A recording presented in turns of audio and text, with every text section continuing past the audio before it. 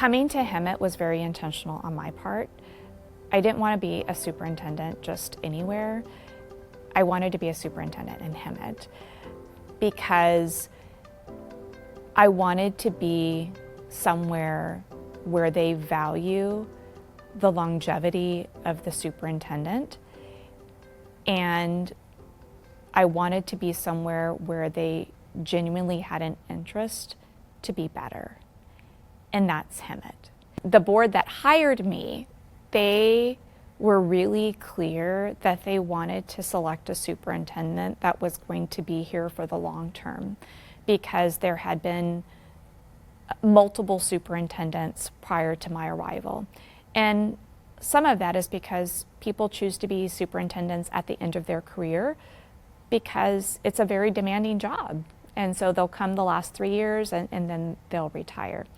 I don't mean that in a negative way. I'm just saying that what was unique about Hemet is that they wanted a superintendent who wanted to be here long term.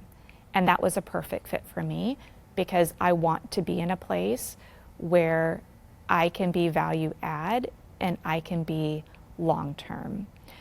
Another thing that the board and I had in common, it was the original board and it stands true with the board today, is that outcomes matter, and they're willing to support me and our team in what is necessary to bring about positive change for kids. Our context is right. And in saying that, I have said from the very beginning, as I mentioned earlier, I'm bringing year 8 to a close, that the work that we're trying to do here in Hemet, I said this in year 1, it literally is work that could take an entire career. And so for me, part of my why is I want to bring about lasting change.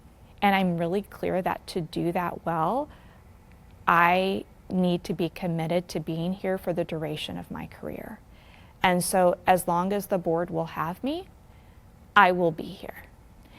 And in saying that,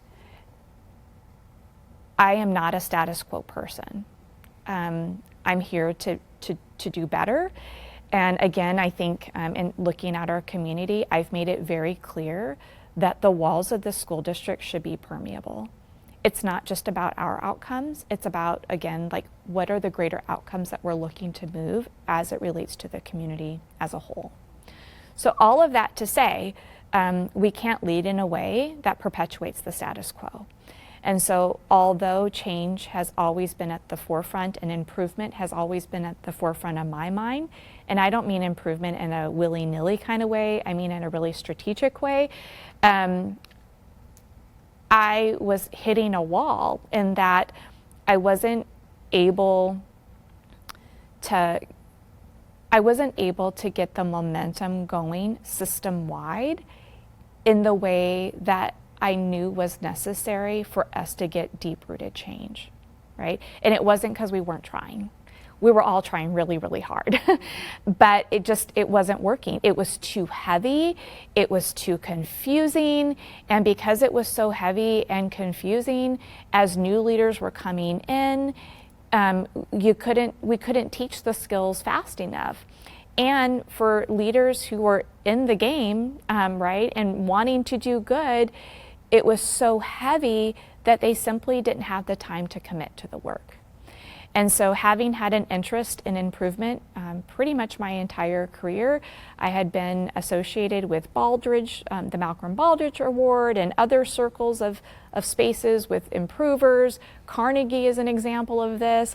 And so I had heard of Pat, and I had heard of Pat's work. And I'm like, okay, I'm not going to tap out because that's not an option. I'm very confident that improvement and the work around improvement science and all of that, that's the right path. We're just not going about it in a way that it's feasible, right? It's not doable. So how do we do it different? And so because of my knowledge of Pat, I literally went on LinkedIn. I did not know how connected she was with Studer, and I messaged her.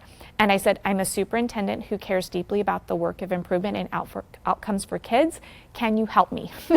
And she messaged back. She literally messaged back within hours.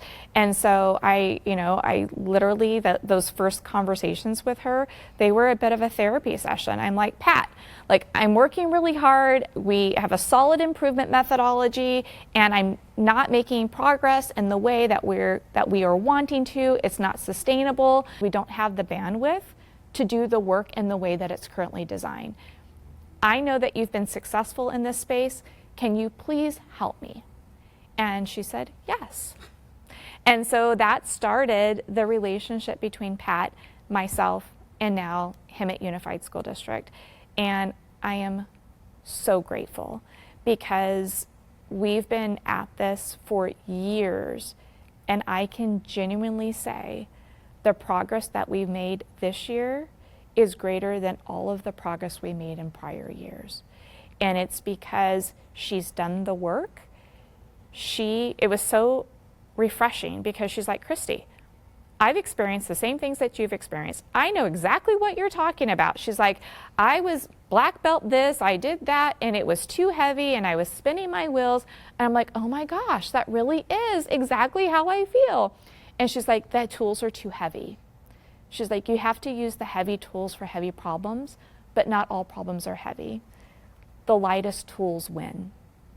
That was life-changing because then we started learning about, okay, what are the lightest tools? How do we go about getting that embedded within the system? How do we go about getting that knowledge to our leaders? And then everything else just followed because we have high will and we have high skill. We were just approaching it in a way that wasn't working for us. And so to make it lighter, to make it more accessible, to make it where you're getting early wins, right, in a fairly easy way, if you will, although it's not easy, that's powerful, right? And good begets good. And so now we have that synergy. I grew up in education and as a leader with improvement being the center of the work, right? It's the how. And so when I've been in multiple school districts, and not all systems appreciate the work of improvement, but I never let it go.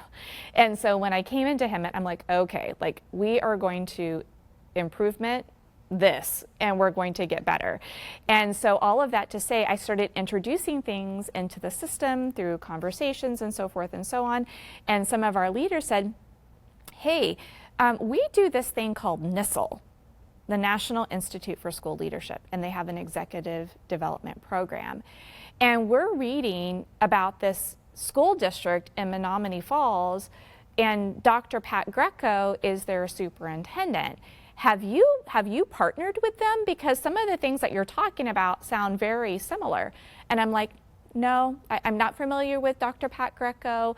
And it is true that some of the things that you're speaking to, yes, those are some of the things that I have carried with me and have helped me be successful in my leadership journey. And so we would talk about these things, right? And then fast forward to COVID. And that, for a lot of different reasons, created pause, right? And so one of the things that I reflected on during that time is how do we come out of COVID in leading different? And that prompted me to connect with WestEd because I knew that they were connected to Carnegie.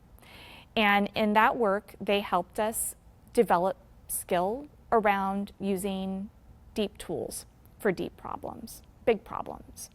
And in that, one of the leaders in WestEd said consistently, you know, Dr. Pat Greco, she did a really great job in Menominee Falls, and it might be good for the two of you to connect. So I just kind of tucked it away. And then fast forward to a year ago, where I had hit this wall. I'm like, everyone keeps talking about this Dr. Pat Greco. I need to see if I can find her.